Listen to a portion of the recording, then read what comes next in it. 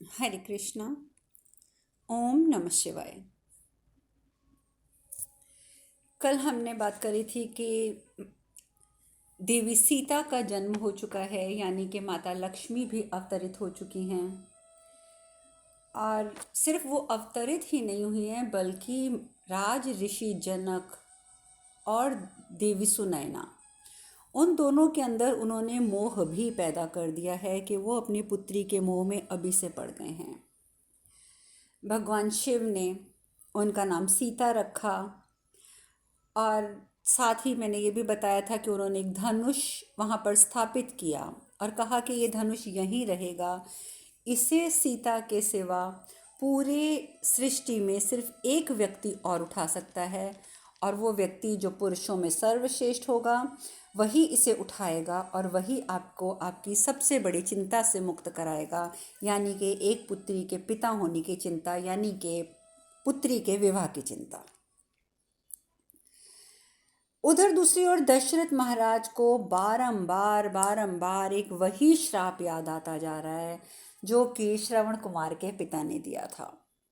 अब जबकि बच्चे थोड़े से बड़े भी हो गए हैं, अब वो ये भी नहीं है कि बहुत छोटे हैं, थोड़े बड़े भी हो चुके हैं, लेकिन फिर भी उन्हें हर समय यही भय सताता रहता है कि कहीं वो महल से बाहर निकल गए तो ये हो जाएगा, वो हो जाएगा।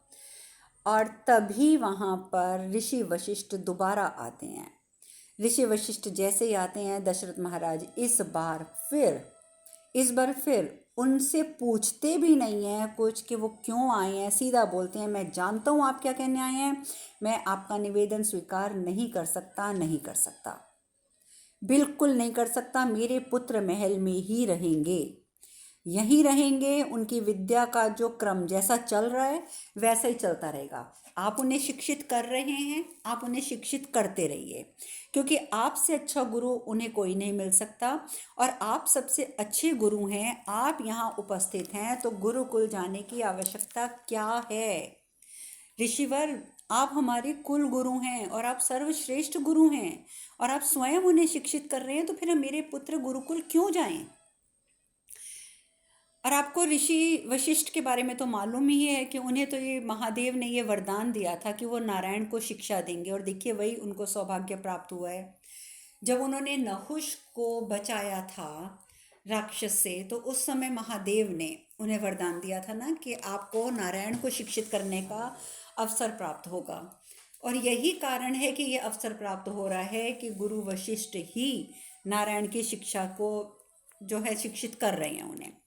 लेकिन वशिष्ठ गुरु कहते हैं ये सत्य है, ये सत्य है महाराज कि आपके महल में शिक्षा का उचित प्रबंध है।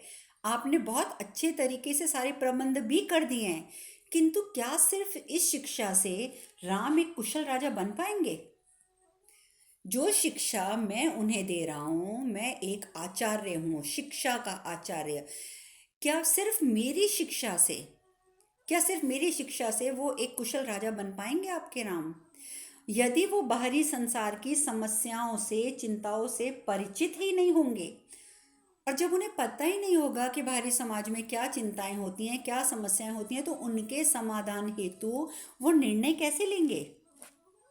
इसीलिए मैं कह रहा हूँ महाराज कि शिक्षा के साथ साथ जीवन के अनुभव ही किसी व्यक्ति को, उसके चरित्र, उसके व्यक्तित्व को चरमोत्कर्ष तक पहुंचा सकते हैं। बाहरी सांसारिक जीवन के अनुभव, अगर आपने एक पुरानी कहावत सुनी होगी ना कि ये तो कुएं का मेंढक है। जैसे एक मेंढक जब कुएं में होता है तो उसे और किसी चीज़ का ज्ञान ही नहीं होता, वो सिर्फ इतना जानता है कि ये पानी है, ये कुआं है, बस। बाहरी दुनिया तो उसने कभी देखी ही नहीं होती, और वो बाहर निकल भी नहीं सकता। तो वही बात ऋषि वशिष्ठ महाराज को समझा रहे हैं कि महाराज दशरथ, जब तक बाहरी दुनिया के साथ संपर्क में नहीं आएंगे राम, उनका व्यक्तित्व चरमोत्कर्ष तक नहीं पहुंच सकता। इस भवन में ही राम को सीमित रखकर उनके व्यक्तित्व को अवरुद्ध करना होगा। वो कभी भी परिपक्व नहीं हो पाएंगे। आप तो उनका व्यक्तित्व को उभरने ही नहीं देंगे। राम को सीमित मत कीजिए। गुरु होने के नाते मेरा ये मत है कि राम को गुरुकुल भेजना अनिवार्य है। मैं कुल गुरु हूं और मैंने अपना मत आपके समक्ष रख दिया है। इतना समझाने के बाद भी दशरथ नहीं मानते। वो मना कर देते हैं कि नहीं, मैं राम को कहीं नहीं भेजूंगा। आखिर गुरु वशिष्ठ वहां से प्रस्थान कर जाते हैं, दशरथ जी को वो नहीं मना पाते। वहीं दूसरी ओर मंदोदरी, वो महादेव की उपासक है, ये मैं आपको बता ही चुकी हूँ। उसने रावण से विवाह भी यही सोच के किया था कि रावण महादेव का महान भक्त है। वो तो नहीं जानती थी ना कि रावण जो है वो भक्ति के पथ से भटक चुका है, अब वो भक्ति के पथ पर है ही नहीं। परंतु मंदोदरी अभी भी भक्ति के पथ पर हैं, और वो जानती हैं कि महल में रहकर मैं शिव की आराधना नहीं कर सकती, इसलिए महल के बाहर एक छोटे से सूनी जगह पर उन्होंने एक शिवलिंग स्थापित किया है, जहाँ बैठकर वो ओम नमः शिवाय का पाठ सदैव करती रहती हैं। उनकी तपस्या सफल होती है, शिव पार्वती वहाँ उपस्थित होते हैं। महादेव कहते हैं, मंदोदरी, रावण ने तो मेरी भक्ति का पथ जो है वो त्याग दिया है, किंतु तुमने ये सिद्ध कर दिया है कि सच्ची भक्ति वही है जो जीवन की परिस्थितियों से प्रभावित नहीं होती, बिल्कुल भी प्रभावित नहीं होती। प्रभावित तो छोड़ो, परिवर्तित भी नहीं होती। क्योंकि तुमने देखो बेशक बाहर बैठकर आराधना करी, परंतु मेरी आराधना छोड़ी नहीं। मांगो, अपना इच्छित वरदान मांगो, मैं तुम्हें अवश्य दूंगा। मंदोदरी बहुत प्रसन्न हो जाती है, हाथ जोड़ कर कहती है, प्रभु, एक पुत्र की इच्छा है मुझे एक पुत्र की इच्छा है, बहुत प्रबल इच्छा है, बस मेरी आप यही इच्छा पूरी कर दीजिए, मैं सिर्फ इतना ही चाहती हूँ। महादेव कहते हैं, तुम्हें पुत्र की प्राप्ति शीघ्र होगी, अति शीघ्र होगी, और परम प्रतापी होगा तुम्हारा पुत्र। उसकी वीरता, उसकी शक्ति की प्रशंसा तीनों लोकों में होगी। और इस प्रकार से पुत्र का वरदान पाकर मंदोदरी प्रसन्न हो जाती है। महादेव और माता पार्वती वहाँ से प्रस्थान करते हैं, लेकिन पहुँच जाते हैं दूसरे स्थान पर जहाँ पर देवी अंजनी तपस्या कर रही हैं। देवी अंजनी को देखते ही महादेव कहते हैं, अंजनी नेत्र खोलो। अंजनी एकदम सामने देखती हैं, महादेव खड़े हैं, इतनी प्रसन्न हो जाती हैं, तुरंत चरणों में नमन करती हैं। महादेव कहते हैं, अंजनी, मैं तुम्हारे तप से बहुत प्रसन्न हूँ, अपना इच्छित वर मांगो, क्या मांगती हो। वहाँ पर मंदोदरी ने पुत्र की कामना करी, और यहाँ पर अंजनी भी पुत्र की कामना करती है। वो कहती है कि प्रभु, मुझे एक पुत्र का वरदान दीजिए। जैसे महादेव ने मंदोदरी को तो ये वरदान दे दिया ना कि जाओ तुम्हारे घर पुत्र शीघ्र होगा, लेकिन अंजनी को महादेव ने पुत्र प्रदान किया। उन्होंने अपने त्रिनेत्र खोलकर उसमें से ऊर्जा प्रवाहित करी देवी अंजनी के गर्भ में, और ऊर्जा प्रदान करके उन्होंने बोला कि तुम्हें पुत्र की प्राप्ति अब अवश्य हो जाएगी और शीघ्र हो जाएगी। देवी अंजनी कहती है, क्या हमारे पुत्र की आप रक्षा करेंगे प्रभु। महादेव कहते हैं, अंजनी, तुम्हारे पुत्र को किसी के संरक्षण की कोई आवश्यकता नहीं होगी, कोई भी आवश्यकता नहीं है तुम्हारे पुत्र को किसी भी प्रकार के संरक्षण की, क्योंकि तुम्हारा पुत्र मेरा अंश होगा।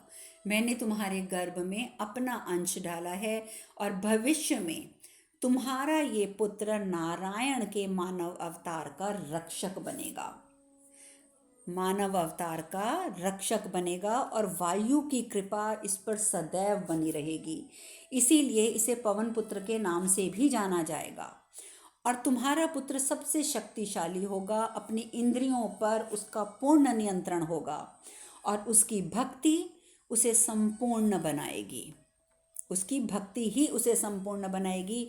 तुम्हारा पुत्र नारायण का सबसे महान भक्त कहलाएगा, नारायण का सबसे महान भक्त कहलाएगा। अब आप लोग समझ ही गए होंगे कि महादेव का अंश जो अंजनी के गर्भ में आया वो कौन बनेंगे, वो बनेंगे हमारे पवन पुत्र हनुमान, क्योंकि वही माँ नारायण की इस मानव रूप में उनके लिए रक्षक बनकर आते हैं, उनके भक्त बनकर आते हैं। इस प्रकार से दोनों को पुत्र का वरदान प्राप्त हुआ, और अंजनी को तो सिर्फ पुत्र का वरदान ही नहीं प्राप्त हुआ, बल्कि महादेव के अंश के रूप में पुत्र की प्राप्ति हुई। उधर रावण वो एकदम तेज कदमों से चलकर अपने विमान की ओर जा रहा होता है, तो मंदोदरी कहती है, सुनिए, आप कहाँ जा रहे हैं। मैंने आज तक आपको नहीं रोका, आप जो कर रहे हैं मैंने आपको कभी किसी बात के लिए मना नहीं किया, पर स्वामी अब मैं मौन नहीं रह सकती। और जिस उद्देश्य के लिए आप इतने वर्षों से प्रयास कर रहे हैं, अब मैं आपको कहूँगी कि आपको उसे त्याग देना चाहिए, क्योंकि ये उचित नहीं है स्वामी, उचित नहीं है। और आप लोग तो जानते ही हैं कि रावण किस उद्देश्य में लगा हुआ है, कि सभी ग्रह नक्षत्रों को अपना बंदी बनाना। और वो साथ ही ये भी कहती है, मंदोदरी कहती है कि अब तो आपको समझना चाहिए, क्योंकि आप पिता बनने वाले हैं और इस समय आपको अपने परिवार को प्राथमिकता देनी चाहिए, ना कि अपने अन्य उद्देश्यों को। आप जब पिता बनने वाले हैं तो आपका कर्तव्य जो है वो अपने परिवार के प्रति अधिक है। ये बातें सुन के रावण कहता है, मंदोदरी, परिवार का कल्याण तो तभी संभव है जब एक और मैं और दूसरी और मेरा राज्य दोनों सुरक्षित होंगे। जब मैं और मेरा राज्य सुरक्षित होंगे तभी तो परिवार का कल्याण कर पाऊंगा ना मैं। और सिर्फ मेरा ही पुत्र क्यों, मैं तो चाहता हूँ कि हमारी लंका में जन्म लेने वाले हर संतान को बाहरी भय से मुक्त रहना चाहिए। और मैं ऐसी ही व्यवस्था कर रहा हूँ कि लंका में उत्पन्न होने वाली प्रत्येक संतान भय मुक्त रह सके। मैं सभी ग्रह नक्षत्रों को अपने अधीन करना चाहता हूँ मंदोदरी। और मेरी इस चुनौती के उत्तर में अधिकांश ग्रहों ने आत्मसमर्पण भी कर दिया है, परंतु कुछ ग्रह हैं जो मुझसे युद्ध करना चाहते हैं, परंतु लंका आकर मुझे चुनौती देने का साहस नहीं कर पा रहे हैं। और उन्हीं को पराजित करने के लिए मंदोदरी मैं वहाँ जा रहा हूँ। मैं स्वयं उनके पास जा रहा हूँ। मैं उन्हें जाकर वहाँ पराजित करूँगा और लंका लेकर आऊँगा बंदी बनाकर। लेकिन तत्पश्चात ही मेरा भविष्य जो है वो नियंत्रित हो पाएगा। और ये मेरे लिए बहुत बहुत बहुत महत्वपूर्ण विषय है। अपने कुल का भविष्य मैं स्वयं निर्धारित करूँगा मंदोदरी, इसलिए तुम्हें चिंतित होने की आवश्यकता नहीं है।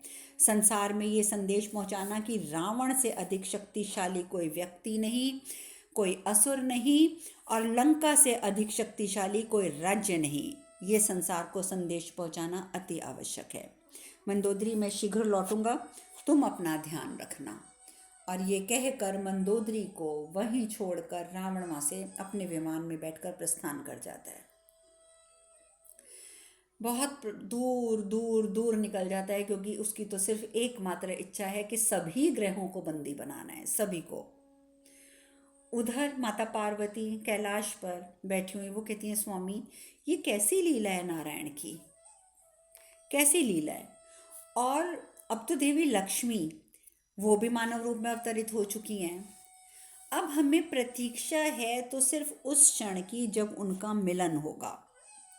हमें तो बहुत तीव्र इच्छा हो रही है कि जल्दी से उनका मिलन हो जाए और हम उन दोनों को मिलते हुए देखें, क्योंकि अब तो वो दोनों अलग अलग बिछड़ कर मानव रूप में अवतरित हो चुके हैं। महादेव कहते हैं कि उन दोनों का मिलन अवश्य होगा पार्वती, और उसमें तुम्हारी भूमिका बहुत महत्वपूर्ण होगी।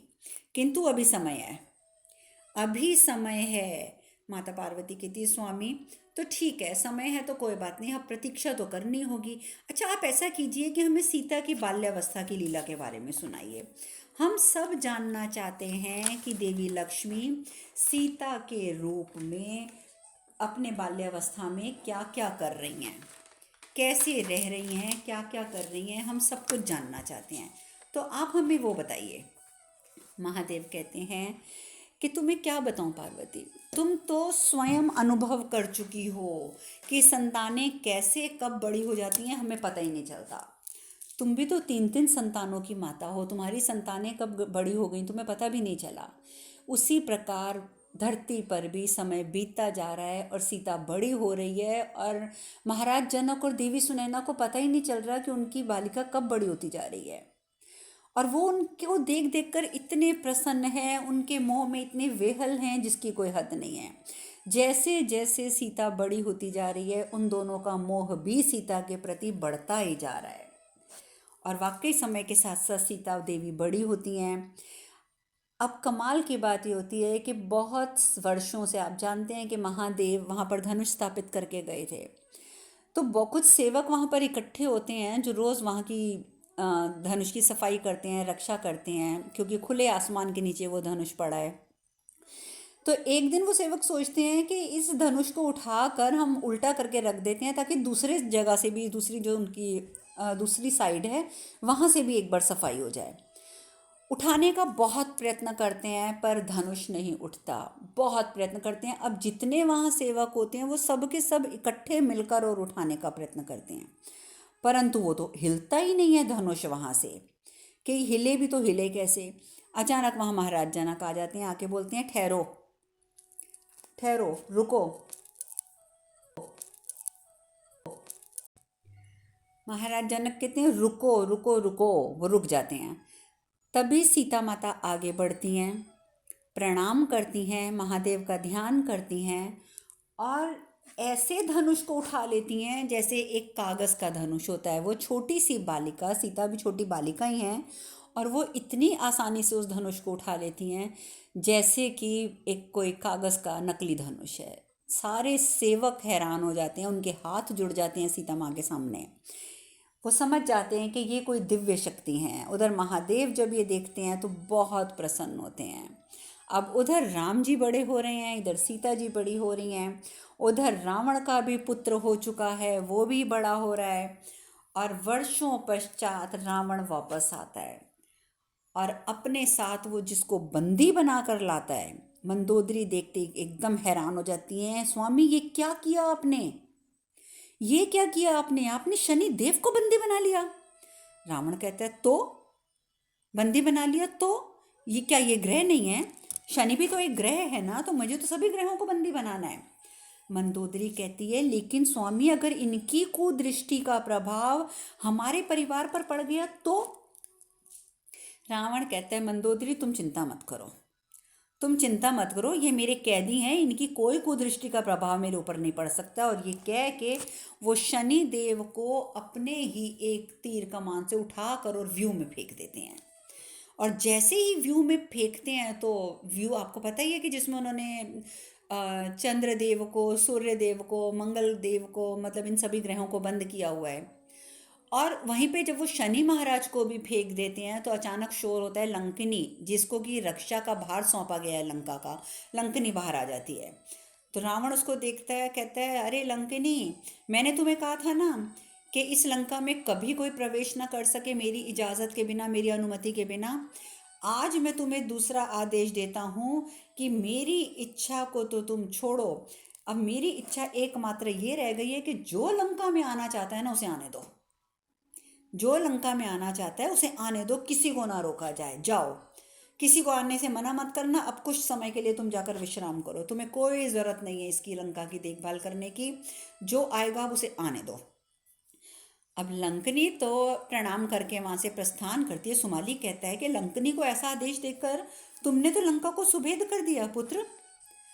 लंका में अगर कोई भी घुस आएगा तो कभी कल को कोई लंका को तबाह भी कर सकता है। रावण कहता है, रावण कोई जवाब नहीं देता सुमाली को सामने, बल्कि मंदोदरी को कहता है मंदोदरी तुम क्यों यहाँ खड़ी हो, जाओ अपने पुत्र को लेकर अंदर जाओ और इसके विश्राम का समय हो रहा है, जाके इसे सुला दो तुम। मंदोदरी समझ जाती है कि उस रावण ने अपने नानाश्री से कोई बात करनी होगी, वो अपने पुत्र को लेती है और वहाँ से चली जाती है। अब रावण कहता है नानाश्री, एक विशेष आगंतुक की प्रतीक्षा है मुझे, और मैं चाहता हूँ कि लंका में उसके प्रवेश को रोका ना जाए, इसीलिए ही मैंने लंकनी को यह आदेश दिया है। मैं चाहता हूँ कि वो यहाँ पर आए और मैं उसे बंदी बनाऊँ। अभी वो ये बात कहता ही है कि तभी वहाँ पर गुरु बृहस्पति उपस्थित हो जाते हैं। आप जानते हैं गुरु बृहस्पति जो सभी ग्रह नक्षत्रों के गुरु हैं, सभी देवताओं के गुरु हैं, वो वहाँ उपस्थित हो जाते हैं। रावण तो बहुत प्रसन्न होता है, सुस्वागतम सुस्वागतम, स्वयं देव गुरु ने लंका में पधारने का कष्ट किया है, अति उत्तम अति उत्तम। आपके फिर साथी उनको ताना भी दे देता है, कहते हैं आपके जो शिष्य हैं ना, जो इस समय व्यू में बंद हैं, ये तो युद्ध कला में बिल्कुल भी निपुण नहीं है, बिल्कुल भी।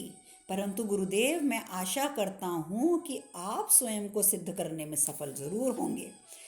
और ये कह के वो गुरु बृहस्पति के साथ युद्ध करने हेतु अपना धनुष बाण उठा लेता है, क्योंकि गुरु बृहस्पति के हाथ में धनुष बाण होता है। परंतु ये क्या, वो तो अपने पहले तीर से ही गुरु बृहस्पति के बाण को गिरा देता है, उनके धनुष बाण को भूमि पर गिरा देता है। माता पार्वती कहती हैं स्वामी ये क्या कर रहा है रावण, क्या अभी भी आप रावण को रोकेंगे नहीं? उसने तो गुरु बृहस्पति के बाण को गिरा दिया, धनुष को गिरा दिया, आप रोकेंगे नहीं रावण को? शिव कहते नहीं पार्वती, नहीं। रावण ने एक गुरु को चुनौती दी है और अब गुरु ही उसे एक नया पाठ पढ़ाएंगे, तुम चिंता मत करो। और तभी वहां पर शुक्राचार्य उपस्थित हो जाते हैं लंका में। अभी तो सिर्फ गुरु बृहस्पति आए थे ना, जो देवों के गुरु थे, अब असुरों के गुरु शुक्राचार्य भी वहां आ जाते हैं। रावण जैसे ही देखता है शुक्राचार्य को, तुरंत प्रणाम करता है, कहता है आचार्य, मैं जानता था कि आप मेरा समर्थन करने अवश्य पधारेंगे।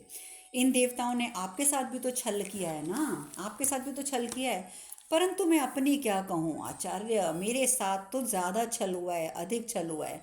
मुझे तो स्वयं महादेव ने मूर्ख बनाया है, महादेव ने। एक और मुझे महानतम भक्त की उपाधि दी, दूसरी ओर मेरी भक्ति का अपमान किया। इसीलिए आपका और मेरा उद्देश्य तो अब एक ही है, इन देवताओं को दंडित करना। अब चलिए इस शुभ कार्य का हम आरंभ करते हैं गुरु बृहस्पति से। और अगर हम गुरु बृहस्पति को ही सबसे पहले परास्त कर देंगे तो सभी देवताओं को स्पष्ट चेतावनी भी मिल जाएगी।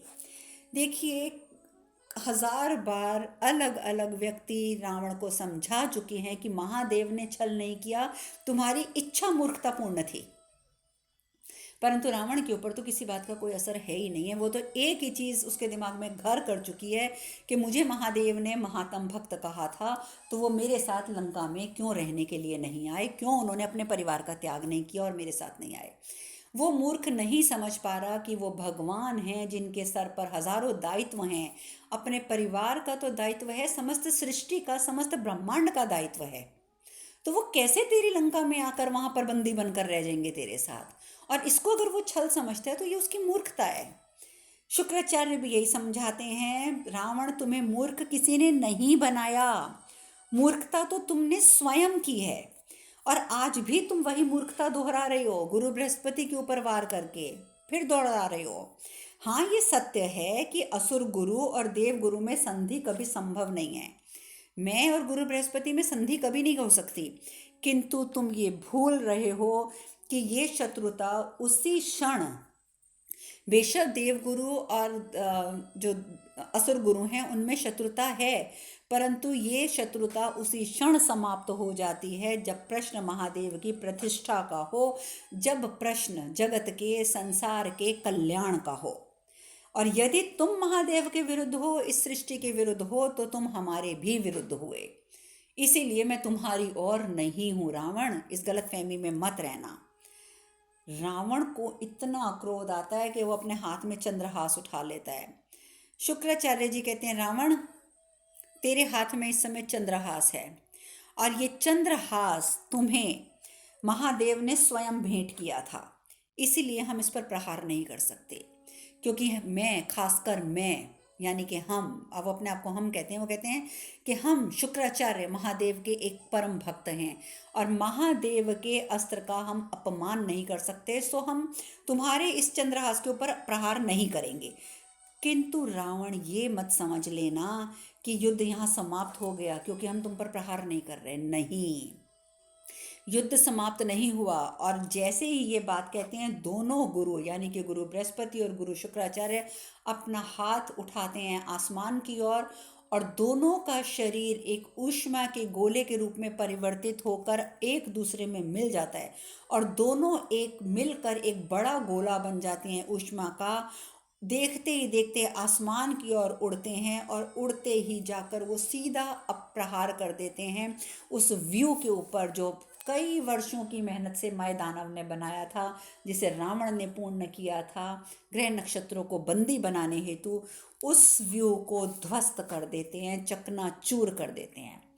सभी ग्रह जो हैं वो मुक्त हो जाते हैं, सभी ग्रह। अब गुरु शुक्राचार्य और गुरु बृहस्पति मंगल ग्रह को, शनि ग्रह को नहीं, मंगल ग्रह को, सूर्य ग्रह को और चंद्र ग्रह को, उन सब को लेकर वहाँ से प्रस्थान कर जाते हैं।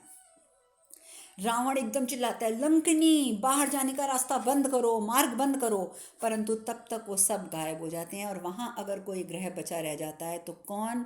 सिर्फ शनि देव। और शनि देव को देखते ही रावण कहते हैं, अरे, आपको यहाँ उपस्थित देखकर मैं तो बड़ा अचंभित हो गया हूँ शनिदेव। ये तुम्हारा हृदय परिवर्तन है या मेरा भय?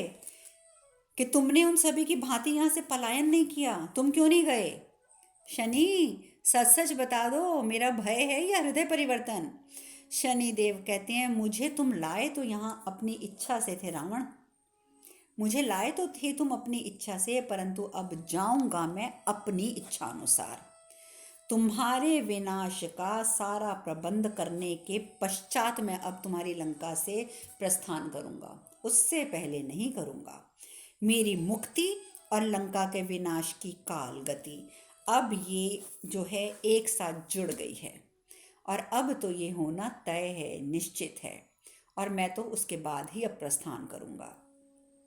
देखिए, इतनी स्पष्ट चेतावनी दे दी शनिदेव ने, परंतु रावण के ऊपर तो वो अपने अभी अहंकार में इतना डूबा हुआ है कि उसके ऊपर तो भी किसी चेतावनी का कोई फर्क नहीं पड़ता। और वहीं दूसरी ओर दोनों गुरु अन्य ग्रहों के साथ और सभी देवताओं के साथ कैलाश पहुंच जाते हैं। चंद्रदेव जो हैं कैलाश पहुंचते ही कहते हैं, आप जानते हैं कि जो चंद्रदेव हैं वो महादेव की साली के पति भी हैं। आप लोगों को सती माता की कथा याद ही होगी कि जब सती माता से विवाह हुआ था तो सती माता की जो दो बहनें थी, जो नक्षत्र थी, रोहिणी और दूसरी कौन सी थी, आई एम सॉरी, मेरे दिमाग से नाम इस समय स्लिप कर रहा है, मैं आपको फिर बताऊंगी। तो दोनों बहनों के पति जो थे वो चंद्रदेव थे, और